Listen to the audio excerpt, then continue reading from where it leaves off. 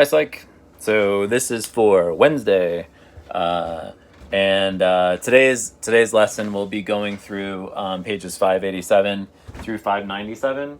It's the first part of module 59, and this is the first of I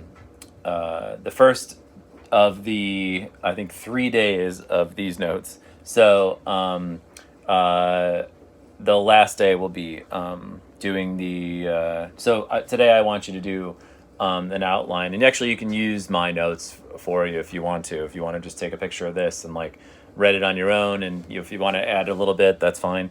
But this is kind of fascinating. So before we had mentioned the trait perspective as sort of like the big five was like your end all be all with the best case scenario for highlighting how psychologists think about personality is usually trait perspective. However, and that's along with the Minnesota Multiphasic Personality Inventory. But in this particular part, we're dealing with what's called the social cognitive. And I kind of want to go back 1 second because this mentions a person named Bandura, Albert Bandura, who coined the term reciprocal determinism. But he's also the person that did the Bobo doll experiment with the observational learning and modeling. So anyways, this social cognitive is a really, really good way of thinking about it. Kind of like, so my thought about it is it pairs together the trait perspective with Walter Mischel's person situation controversy. It kind of like twists them together into a perfect theory on personality, and that's the social cognitive theory. So this is the interaction between traits and thinking and social context. If you remember the behavioral approach, which, man, it seems like every time I do a lesson that buzzer always goes off. But the behavioral approach is not cognitive. Remember, that's where we focus on observable learning. So the behavioral approach is the just looking at what a person learned before and how they behaved based on modeling or whatever. This time we're actually relating it to three different things. So reciprocal determinism is kind of like a nutshell. It takes this bit of information and kind of puts it into a big idea of you have an interlocking set of three things that sort of impact each other and kind of spit out a personality. So it's your behavior, your cognition, and your environment. That's reciprocal determinism.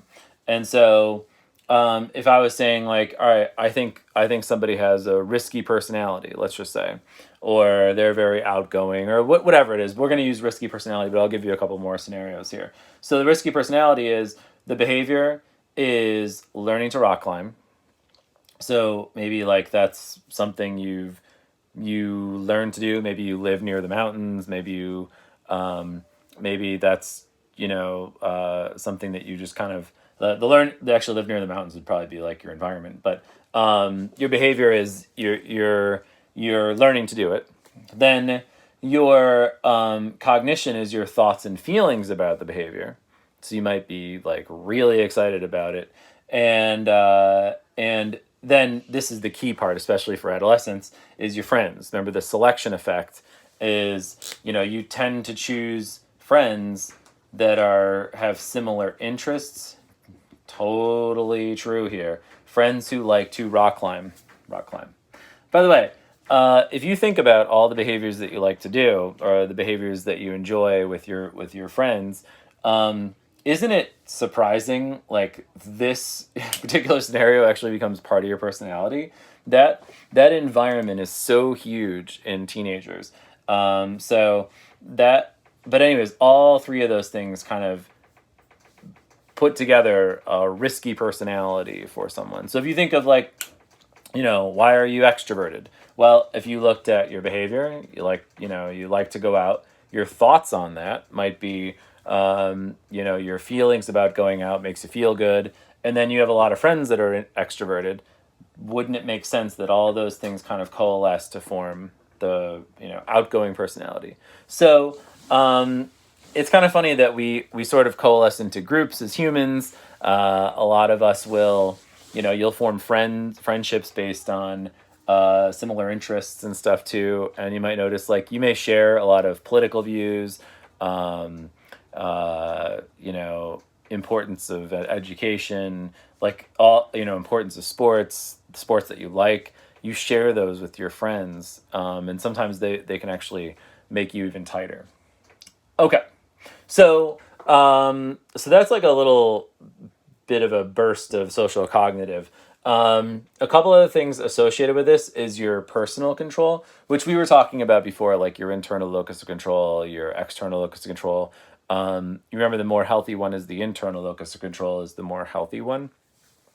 And then it talks a little bit. These are kind of funny actually. So the attributional style, the optimistic and pessimistic. I just want to mention here, and this is kind of funny because I've sort of done a U-turn on some of these things.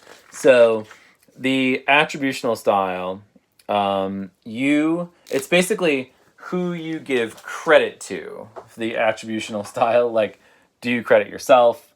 So in both cases, the attributional style is good and bad. Like you have an optimistic will take more credit for good,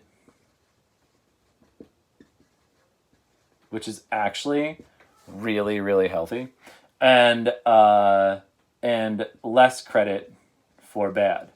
That doesn't mean they're giving like they're giving someone else the fault for something that doesn't work out for them. But what that means is like you kind of say, oh, it was unlucky. Like maybe you didn't do well on a test. Maybe you lost your job. Whatever it is, if you're an optimistic attributional style, you'd usually say, it was unlucky or just bad timing or anything like that. And actually takes a lot of pressure off you. It's actually a really healthy move to be optimistic. And then pessimistic is the reverse. So if something good happens, you don't take enough credit for it, and if something bad happens, you take too much. So think of the superstars at the end of games. Let's say they miss the last shot or something like that, and then they say, "It's all my fault," or "I really screwed up."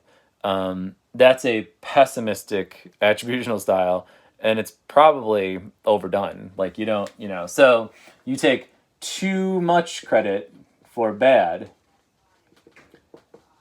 and let's say you're a baseball pitcher or a softball pitcher and you pitch a perfect game, and then someone says, "Hey, great job out there, nice work," and you give all the credit to your fielders. I mean, maybe I don't know, but and maybe that's the right thing to do, but secretly, it's actually better to take the credit, but it's too much credit for bad and not enough for good.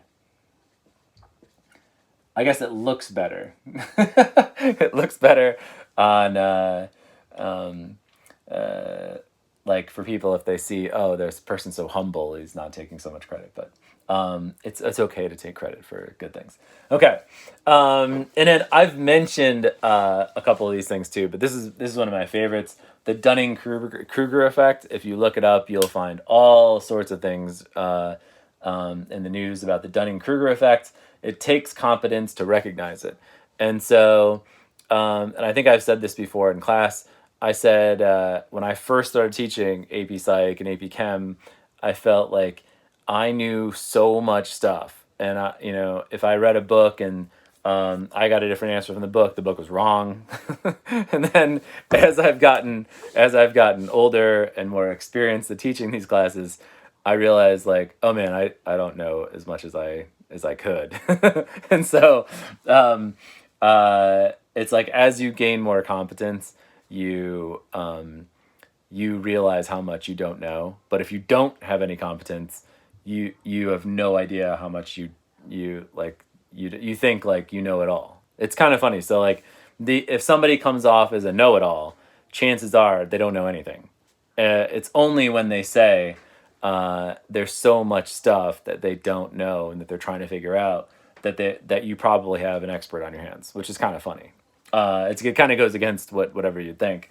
And then they also mentioned something about interviewing, and it's kind of funny too because teachers, we always get observed. If you ever seen me getting observed, I usually get pretty nervous in the first 30 seconds, and then I kind of relax a little bit. Sometimes I don't. Sometimes I like stay a little. Um, I remember when I was first teaching, like I used to get so nervous and stuff, but now I'm okay. But I used to get really nervous about it.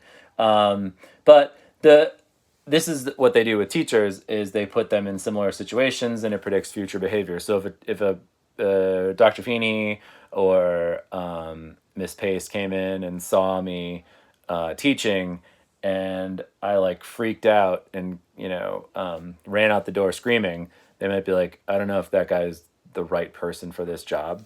But if I did a decent lesson and they liked the way that I was communicating with the kids, they'd probably assume that's the way I was going to do it from here on out.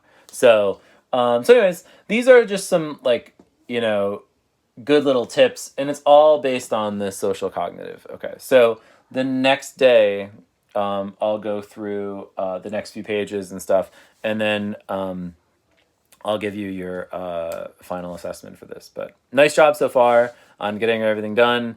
Very happy that most of you are doing a nice job of getting that in. So, all right, I'll see you soon.